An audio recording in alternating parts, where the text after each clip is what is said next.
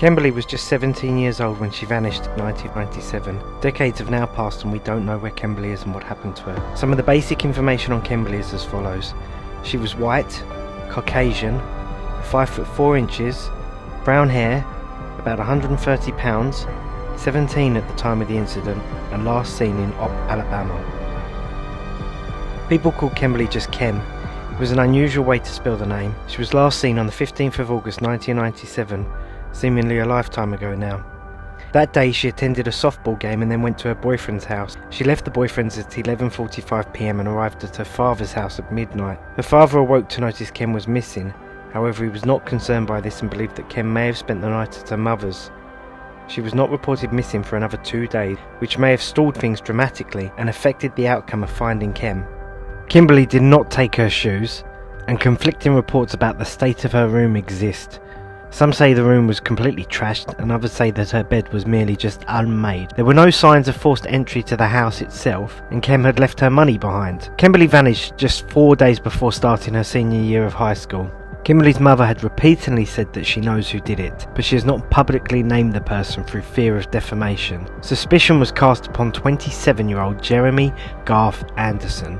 This was the boyfriend of Kem's sister Kirsten and the son of a retired Walton County detective. It was reported by a friend that Kem could not stand Jeremy, but Kem never told anybody why she disliked him so much. Jeremy lived in Ponce de Leon, Florida, and was the only individual close to the case that refused to talk to either the police, the FBI, or the ABI. He refused a polygraph test, and several phone calls were placed to Kem's house from Ponce de Leon at 5 a.m. the day before Kem's disappearance. Jeremy drove a 1991 Dodge pickup truck, which he had borrowed from his boss. Jeremy had found the car, taken it to a friend's house in a panic, and asked to ditch the truck. It was later found abandoned beside a church, thoroughly cleaned inside. Jeremy also had a violent criminal past and was out on bail at the time of Kem's vanishing. He remains the core suspect. One Walton detective tried to look into the link between Jeremy and Kem's disappearance and was fired.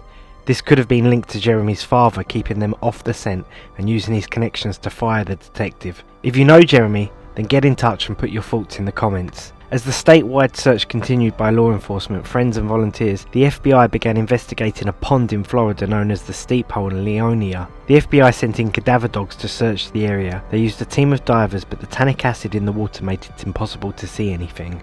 They didn't locate any trace of Kem, however the tip and location remain a possibility. The case continues to gain wide news coverage to this day, as it appears Kem has simply vanished with no answers as to why.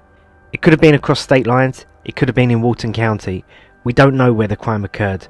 Captain Donald Clark with the Walton County Sheriff's Office told Dateline NBC. We know she went missing from Alabama, but the FBI and many different agencies are still involved. Looking at some of the theories in the case. The primary theory, Kem left her boyfriend's house on the night of the 15th of August 1997 and made it home at 11:45.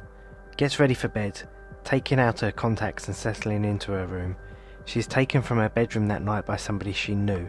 There was no forced entry into the home, so it was possible that someone had let that person in or had a key to the house. Kem puts up a fight but is ultimately taken or killed and never seen again.